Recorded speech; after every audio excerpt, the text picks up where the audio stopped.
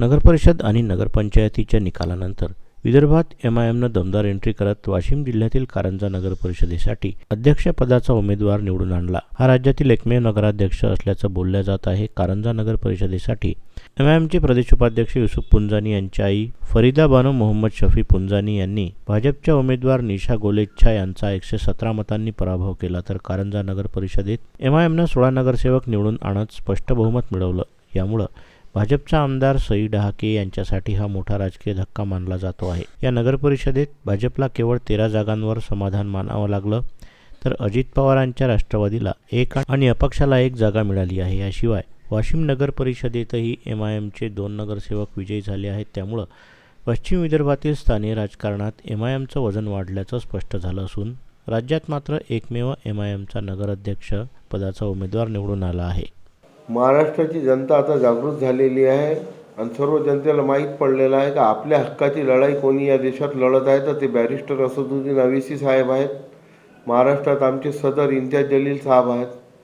कोणत्याही बहुजनाचं संकट आला, कोणताही प्रकरण आलं तर धावून येणारा कोणता पक्ष आहे तर ते एमआयएम पक्ष आहे.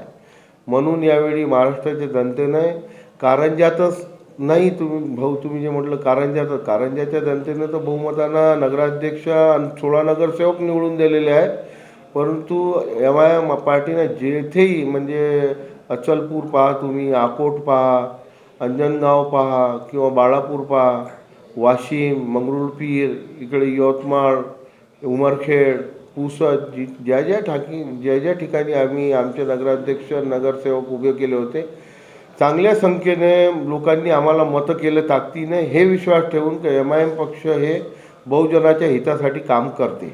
इथे तुमची भाजपच्या आमदारासोबत खास करून लढाई होती, कसं पाहता या निवडणुकीकडे?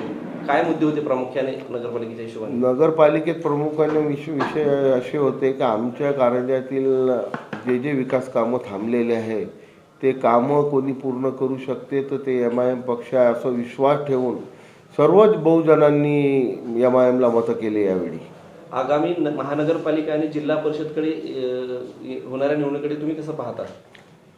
नगरपरिषद नगरपंचायत आता झालेले आहेत, त्यात चांगलं यश संपादन एमआयएम पक्षानं केलेलं आहे.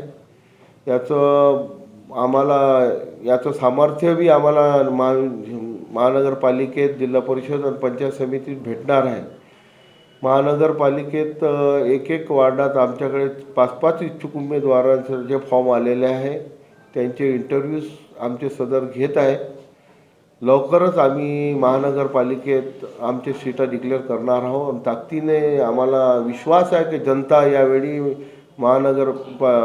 महानगरपालिकेत आमचे सदस्य निवडून देणार आहे. ओके.